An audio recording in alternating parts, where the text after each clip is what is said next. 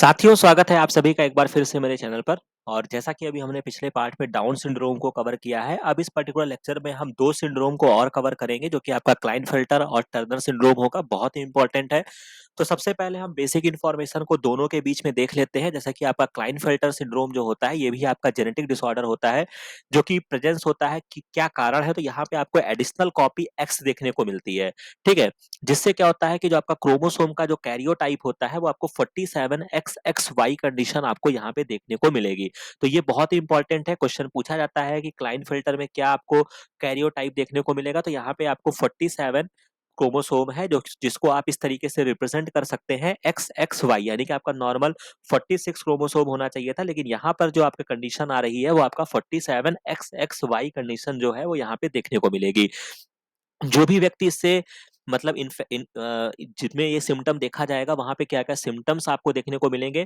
तो यहाँ पे ओवरऑल मैस्कुलाइन डेवलपमेंट होता है, हाउएवर द फेमिनिन डेवलपमेंट आपको ऑब्जर्व मिलेगा इन कंडीशंस में, यानी कि आपको मेल और फीमेल दोनों के कैरेक्टर देखने को मिलते हैं। अब जो फीमेल का कैरेक्टर होगा वो क्या यहाँ पे मोस्ट कॉमन आपको देखने को मिलेगा। तो ऐसे इंडिविजुअल्स में क्या होता है, डेवलपमेंट ऑफ द ब्रेस्ट, और इस कंडीशन को हम क्या बोलते हैं, गायनेकोमेस्टिया बोलते हैं। तो ये आपका टेक्निकल टर्म है, इसको आपको याद रखना होगा, ठीक है। तो ऐसे इंडिविजुअल्स जो होते हैं वो फर्टाइल नहीं होते हैं, वो स्टेराइल होते हैं। तो ये कंडीशन आपको देखने को मिलती है, जो कि आपका क्लाइनफेल्टर सिंड्रोम होगा, यानी कि एक एक्स क्रोमोसोम आने की वजह से। ऑब्वियस सी बात है, एक्स क्रोमोसोम जो होता है वो फीमेल के लिए रिस्पॉन्सिबल होता है, वाई क्रोमोसोम जो होता है वो मेल होता है। तो यानी कि जो एक्स क्रोमोसोम का नंबर बढ़ा है, तो ऑब्वियस सी कंडीशन है कि यहाँ पे एक्स क्रोमोसोम यानी कि फीमेल के सिम्टम्स आपको देखने को मिलेंगे। इसी के वाइस वर्सा अगर हम टर्नर सिंड्रोम की चर्चा करते हैं, तो यहाँ पे जो डिसऑर्डर होता है, यहाँ पे आपको एब्सेंस ऑफ द एक क्रोमोसोम आपको कम देखने को मिलेगा। तो यानी कि जब एक क्रोमोसोम यहाँ बढ़ गया, तो यहाँ पे 47 क्रोमोसोम थे और यहाँ पे 45 क्रोमोसोम हो गए, ठीक है। तो इसको जो हम टेक्निकली रिप्रेजेंट करते हैं वो XO से रिप्रेजेंट करते हैं, या आप X0 कह सकते हैं।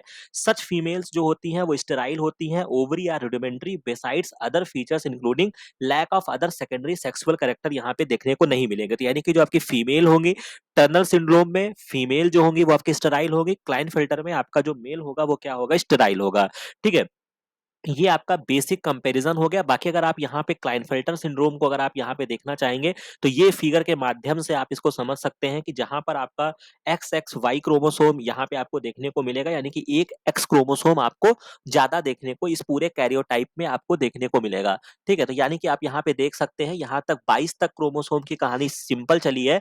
एक्स क्रोमोसोम आपको डबल के फॉर्म में है और वाई क्रोमोसोम आपका एक है। तो ये जो कहानी आपको देखने को मिल रही है वो आपका क्लाइनफेल्टर सिंड्रोम का है। अब अगर हम थोड़ा-सा आगे बढ़ते हैं और इसी पर्टिकुलर चीज़ों को बहुत अच्छे से अगर हम स्टडी करें, ठीक है? और यहाँ पे मैंने एक फिगर भी लगा दिया है, आप यहाँ पे देख सकते हैं कि जो भी व्यक्ति क्लाइनफेल्टर सिंड्रोम से अफेक्टेड होता है, वो कैसा दिखता है, ठीक है?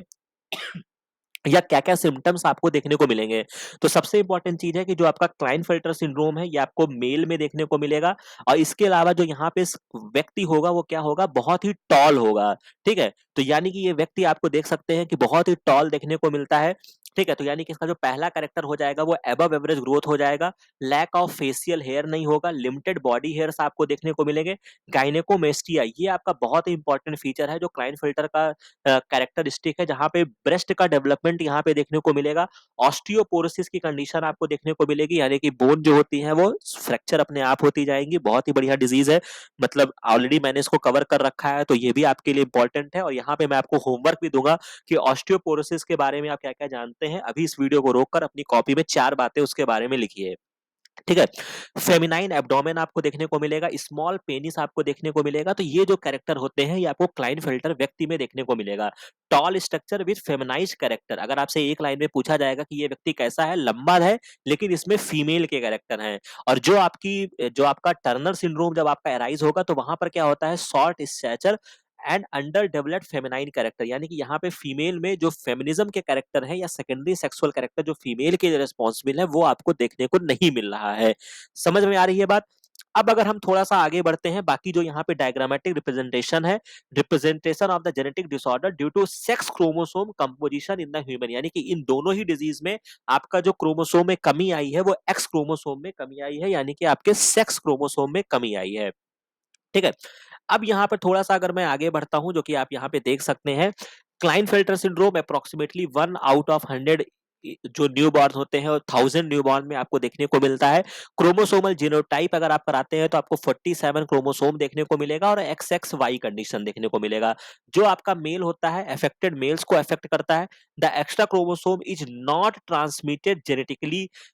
Klinefelter newborn can not have a Klinefelter father, यानी कि कहने का मतलब है कि ये ऐसा सिंड्रोम नहीं है कि फादर में हुआ है तो वो बच्चे में होगा, समझ रहे हैं? तो ये जेनेटिकली ट्रांसफर नहीं होता है, बट अराइज कैसे होता है? From the inability of the X chromosome to detach itself from the pair during the meiosis. यानी कि जब आपकी मियोसिस हो रही है, मियोसिस कहाँ होती है? सेक्स क्रोमोसोम में होता है, जर्मिनल सेल्स में होती है। तो उस समय जब मियोसिस हो रहा था, वहां पे एक्स क्रोमोसोम जो है वो सही से डिटैच नहीं हो पाया at the time of the gamete के फॉर्मेशन के समय, जिससे क्या हुआ? Fertilisation of an X X ova with a Y sperm produce an X X Y zygote आपको देखने को मिला। यानी कि जो आपके जाइगोट होता है, ये भी आपको पता है डिप्लॉइड होता है, तो यानी कि जो यहाँ पे आपको कंडीशन देखने को मिली वो एक्स एक्स वाई कंडीशन देखने को मिली। तो क्या हुआ यहां से? आपको क्या क्या समझना था? सॉरी, यहां से आपको जो यहाँ पे समझना था कि क्लाइनफेल्टर सिंड्रोम जो है वो मेरे को किस में देखने को मिलेगा? मेल में देखने को मिलेगा। कैसी कंडीशन आई? 47 क्रोमोसोम एक्स एक्स वाई हो गया, जेनेटिकली ट्रांसफर नहीं होता है। कैसे अराइज हुआ? Due to the inability of the X chromosome to detach itself from the pair during the meiosis के समय एक्स क्रोमोसोम सही से टूट नहीं पाया, जिसकी वजह से क्या हुआ? ये कंडीशन मेरे को देखने को मिली। तो यानी कि जो आपका ओवा है उसके पास एक्स एक्स क्रोमोसोम है और एक वाई क्रोमोसोम से जब इसने फर्टिलाइज किया तो ये जो कंडीशन आई वो एक्स एक्स वाई कंडीशन आई। ठीक है। अब अगर हम क्लिनिकल सिम्टम्स की अगर हम बात करते हैं तो यहाँ पे जो आपको क्लाइनफेल्टर चिल्ड्रन जो होते हैं वो यूजुअली टॉल होते हैं, have reduced facial and body hair होगा, स्मॉल टेस्टिस होंगे, इनलार्ज ब्रेस्ट होगा एंड कोरस वाइज होता है। तो ये हमने फिगर के माध्यम से आपको समझा दिया। डायग्नोसिस कैसे करोगे? तो one of the most frequent method to diagnose Klinefelter syndrome is through Barr body test of buccal smear. ये याद रखिएगा, मोस्ट इंपॉर्टेंट है, आपने बार बॉडी जेनेटिक्स में पढ़ा होगा। तो बार बॉडी क्या होता है? यहाँ पर क्या होता है कि जो आपके नॉर्मल इंडिविजुअल्स होते हैं उनमें बार बॉडी नहीं होती है। कहने का मतलब ये होता है कि अगर आपका एक्स वाई क्रोमोसोम है, बार बॉडी निकालने का मैंने आपको फॉर्मूला भी बताया है कि जितने नंबर आपका क्रोमोसोम होते हैं उनको एक से माइनस कर दीजिए। तो यानी कि यहाँ पे एक क्रोमोसोम ऑलरेडी एक्स है और एक से माइनस करोगे तो जीरो हो गया। तो यानी कि नॉर्मल मेल में आपको बार बॉडी देखने को नहीं मिल रही है, लेकिन अगर आप इसी फॉर्मूले को अगर आप इस कंडीशन में लगाएंगे तो आपके पास दो एक्स क्रोमोसोम है और एक से आपने माइनस किया तो आपको एक बार बॉडी यहाँ पे देखने को मिलेगा। बात समझ में आ रही है? तो यानी कि नॉर्मली कोई बार बॉडी नहीं होता है in the male buccal smear में, लेकिन however in the Klinefelter one Barr body आपको देखने को मिलती है, indicating the presence of an extra X chromosome. तो at the time of the birth babies with Klinefelter differ a little with other normal babies. However the जैसे जैसे as बढ़ती जाती है वैसे वैसे इनके सिम्टम्स जो होते हैं वो नोटिस होने लगते हैं, और सबसे जो ज्यादा आपको नोटिसेबल सिम्टम आपको देखने को मिलेगा वो eight the time of the puberty के समय आपको ये देखने को मिलेगा। तो ये कहानी समझ में आ गई। और जो ये पीपल होते हैं Klinefelter syndrome are often treated, अगर इनका ट्रीटमेंट आपको करना होगा तो कैसे करोगे? क्योंकि यहाँ पे आपका फीमेल का डेवलपमेंट हो रहा है, तो यानी कि अगर आपको मेल कैरेक्टर वापस से लाना है तो आप कौन से हार्मोन दोगे? मेल हार्मोन दोगे। यानी कि आपको कैसा ट्रीटमेंट करना होगा? आपको टेस्टोस्टेरोन से ट्रीटमेंट देखना होगा ताकि वो मैस्कुलाइन कैरेक्टर वहां पे देखने को मिले। They also need to be physiologically consulted to control depression leading to aggression. यहाँ पे चूंकि एग्रेशन वगैरह ज्यादा रहता है तो कुल मिला के इनको फिजियोलॉजिकल एक कंसल्टेंट की आवश्यकता होती है। तो बाकी आप बहुत ज्यादा इसमें कुछ नहीं कर सकते हैं, ठीक है। तो बस आप इतना ही कर सकते हैं। तो बस आपका इतनी बातें आपको याद रखनी है कि कैसे ये डिजीज अराइज हुई। तो चूंकि आपका जो सेक्स क्रोमोसोम था, एक्स क्रोमोसोम था, वो सही से डिवाइड नहीं हो पाया, जिसकी वजह से ये आपका सिंड्रोम आया। उसके अलावा जो यहाँ पे आपको जो सिम्टम्स है वो गायनेकोमेस्टिया आपको देखने को मिलेगा। बार बॉडी से हम इसको पता लगाते हैं। इस कंडीशन में नॉर्मल किसी भी जो नॉर्मल मेल होगा उसमें बार बॉडी नहीं होगा, लेकिन इस कंडीशन में आपको बार बॉडी देखने को मिलेगा। बाकी किसी भी तरीके से अगर आपसे क्वेश्चन पूछ लिया, सपोज अगर मैं कहता हूं कि एक मैंने दे दिया x x x x x और वाई, अब बताओ इसमें कितने बार बॉडी हैं? तो सिंपल सी कहानी, कैसे बार बॉडी निकालोगे? तो बार बॉडी निकालने का मतलब है जितने number of the X chromosome आपके पास है उसको डिवाइड कर दीजिए -1 से। तो यानी कि यहाँ पे मुझे 4 एक्स क्रोमोसोम दिखाई पड़ रहे हैं, तो 4 -1 मैं कर दूंगा, तो यानी कि 3 बार बॉडी इस पर्टिकुलर कंडीशन में है। तो आपको इस चीज को ध्यान रखना होगा। बाकी नेक्स्ट तरफ अगर हम चलते हैं तो आपको टर्नर सिंड्रोम की कहानी समझा देते हैं, जो कि हमने देखा कि टर्नर सिंड्रोम आपका फीमेल में देखने को मिलेगा। ये आपका one in the 2500 newborn girls में आपको देखने को मिलता है। Frequently observe in miscarriage and still birth, ये कंडीशन में आपको ज्यादा देखने को मिलेगा। बाकी जो होते हैं वो क्या है, क्रोमोसोमल क्रोमोसोमल बेसिस क्या होता है, affected females arises due to the missing X chromosome, यहां पे आपको एक्स क्रोमोसोम ही नहीं देखने को मिलेगा जो आपकी अफेक्टेड फीमेल होगी। दिस इज कॉल्ड मोनोसोमी, ये बहुत इंपॉर्टेंट है, यानी कि टर्नर सिंड्रोम जब होता है, और ये पर्टिकुलर मैंने आपको कहानी समझाया था। नलीसोमी एक बहुत ही इंपॉर्टेंट फिनोमिना होता है जहां पे 2n-2 कंडीशन आती है। उसी तरीके से आपका मोनोसोमी और ट्राइसोमी, ट्राइसोमी में आपको 1 कंडीशन देखने को मिलेगी और मोनोसोमी में आपको माइनस कंडीशन देखने को मिलेगी। तो यहाँ पे जब आप कैरोटाइप कराएंगे तो आपको 45 एक्स क्रोमोसोम देखने को मिलेगा। सेल डिवीजन एरर यहाँ पे देखने को मिलता है at the time of the meiosis के समय होगा। Of an ovum results in an ovum with no X chromosome and other with 2 X chromosome, ये कंडीशन होती है। The ovum with no X chromosome जो होता है वो फ्यूज कर जाता है स्पर्म के साथ, और जिससे जो कंडीशन विथ 1 एक्स क्रोमोसोम, मतलब स्पर्म का जो क्रोमोसोम है उसके एक्स वाले से फ्यूज करता है, मतलब उसके पास ओवम जो है, ठीक है। अब ओवम देखिएगा यहाँ पे एक्स क्रोमोसोम नहीं है और इसने फ्यूज किया है स्पर्म के साथ जहां के केवल एक्स क्रोमोसोम था, तो जब उससे फ्यूज कर लिया तो केवल एक्स क्रोमोसोम ही यहाँ पे आपको देखने को मिल रहा है, ठीक है। इसके अलावा mothers with Turner syndrome can not pass the condition to their daughter, the condition is a not inherited, तो याद रखिएगा क्लाइनफेल्टर और टर्नर सिंड्रोम मदर से या फादर से एक दूसरे इंडिविजुअल या अपने ऑफ स्प्रिंग में ट्रांसफर नहीं होता है। तो ये कहानी आपको याद रखनी है। बाकी ये डेवलप कैसे हुआ, मियोसिस सही से नहीं हो पाया, जो आपका ओवम था, यहाँ पे पढ़ लीजिए एक बार, मैं दोबारा पढ़ा देता हूँ। Cell division error during meiosis of an ovum results in an ovum with no X chromosome and other with 2 X chromosome, ठीक है। मतलब सही से मियोसिस नहीं हो पाया, तो जब आपका ओवम बना, एक में दो तरीके के आपके ओवम बने, एक में एक्स क्रोमोसोम है ही नहीं और एक में 2 एक्स क्रोमोसोम हो गए, तो जिसमें एक्स क्रोमोसोम नहीं है वो जाके फ्यूज कर गया स्पर्म के एक्स क्रोमोसोम से, ठीक है। तो ये आपकी कहानी हो गई, with 1 X chromosome to generate 45 X condition आपको देखने को मिलेगा। और इसके अलावा ये आपका ट्रांसफर जेनेटिकली ट्रांसफर नहीं होता है। बाकी ये आपको फिगर लगा हुआ है, फीमेल्स का फिगर है टर्नर सिंड्रोम का। क्लिनिकल सिम्टम्स जो आपको देखने को मिलेगा वो आपका शॉर्ट स्टैचर होगा, वेब्ड नेक होगा, neck skin is unusually loose and can be pulled several centimetre off the neck, तो यानी कि आपका नेक काफी ऊंचा होगा।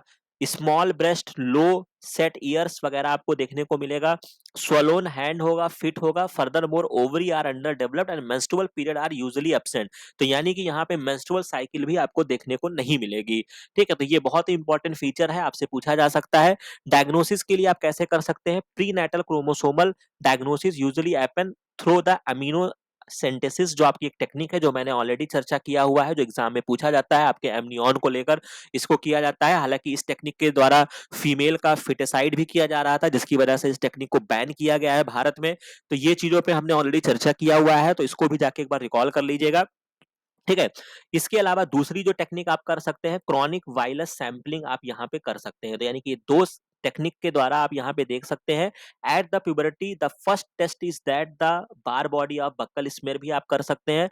The absence of the Barr body is the first indicator to follow up the condition with a detailed investigation, तो यानी अगर आपने प्यूबर्टी की कंडीशन आई और आपने इनमें बार बॉडी टेस्ट कराया और आपने पाया कि फीमेल्स में क्या होना चाहिए, एक्स एक्स होता है तो नॉर्मल फीमेल में एक बार बॉडी होना चाहिए, लेकिन जब यहाँ पे आप टेस्ट कराओगे तो आपको देखने को मिलेगा कि इनके में तो बार बॉडी है नहीं, 1-1 यानी कि 0, तो ये आपका पहला इंडिकेशन होगा। और उस इंडिकेशन के बाद आप क्या कर सकते हैं, बाकी आप क्या कर सकते हैं, और भी जो भी आपको कंडीशन देखने होंगे उनका और भी जो आपका जांच कराना होगा वो आप कराएंगे।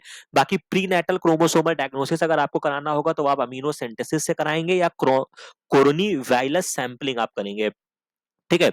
As with other syndrome there is a no pre permanent cure इसका नहीं है। However growth and ovarian function can be strengthened by the control administration of the hormone androgen and oestrogen, यानी कि अगर बहुत ज्यादा कुछ करना चाहते हैं तो बाहर से आप एंड्रोजन और एस्ट्रोजन का आप थोड़ा सा दे सकते हैं, बट फिर भी इसका कोई परमानेंट क्योर नहीं है। और हालांकि जो मुझे समझ में आया, ये तीनों ही सिंड्रोम के कोई परमानेंट क्योर यहाँ पे नहीं आपको देखने को मिले।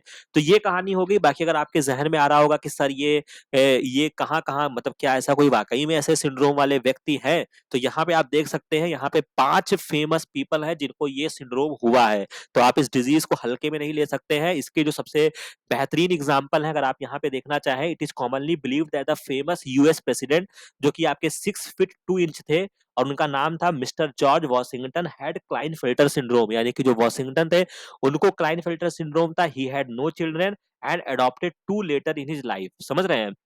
इसी तरीके से आप इस पर्टिकुलर चीजों को पढ़ लीजिएगा। यहाँ पे इसबेलिया स्प्रिंग मुझे फेमस फैशन डिजाइनर कोई थी जिनको डाउन सिंड्रोम था। ठीक है, इसी तरीके से अगर आप देखेंगे लॉरेन फॉस्टर एक साउथ अफ्रीकन मॉडल थे, उनको भी यहाँ पे क्लाइनफिल्टर कंडीशन आपको देखने को मिलेगा। इसी तरीके से Hollywood TV film and stage actress Linda Hunt was diagnosed with the Turner syndrome. ठीक है, तो इस तरीके से ऐसा नहीं है, बहुत सारे ऐसे व्यक्ति हैं जो इन सिंड्रोम से ग्रसित हुए हैं। ठीक है, तो ये कहानी थी। इस तरीके से आपका सिंड्रोम का जो मेजर सिंड्रोम थे वो मैंने खत्म कर दिया है। बाकी कुछ और आपके डिजीज डिसऑर्डर्स जो आपके जेनेटिकली ट्रांसफर होंगे, जिसको अब हम नेक्स्ट पार्ट में कवर करेंगे, जो कि आप यहाँ पे देख सकते हैं, जो कि आपका मोनोजेनिक डिसऑर्डर होगा, जिसको हम पेडिग्री वगैरह से पढ़ते हैं, जो आपका सिस्टिक फाइब्रोसिस है, सिकल सेल एनीमिया है। तो इन सारी चीजों को हम नेक्स्ट पार्ट में कवर करेंगे। बाकी सिंड्रोम मैंने यहाँ पे कवर कर दिया है। इसके बियॉन्ड मतलब बहुत रेयर ही है कि आपको कोई क्वेश्चन यहाँ पे देखने को मिलेगा। बाकी कहीं पर अगर आपको कोई समस्या आती है तो टेलीग्राम चैनल पे आप अपने क्वेश्चन को पोस्ट कर सकते हैं, तो हम उसके रिगार्डिंग भी देख लेंगे। बाकी मोर और लेस इतना तैयार करके जाइए, इसके बियॉन्ड नहीं आएगा। ठीक है, और ये थोड़ी रटने वाली चीजें हैं, तो आप इस पे मतलब एक चार्ट बना लीजिए। ठीक है, अपने रोज सुबह शाम एक बार इसको देखिए, तभी ये चीजें आपको क्या होंगी, मेमोराइज होंगी। बाकी ये वीडियो, ये इन्फॉर्मेशन, ये सारी चीजें आपको अच्छी लगी हो तो चैनल को लाइक और सब्सक्राइब जरूर कीजिएगा। बाकी मिलते हैं नेक्स्ट वीडियो में नेक्स्ट इन्फॉर्मेशन के साथ। Thank you very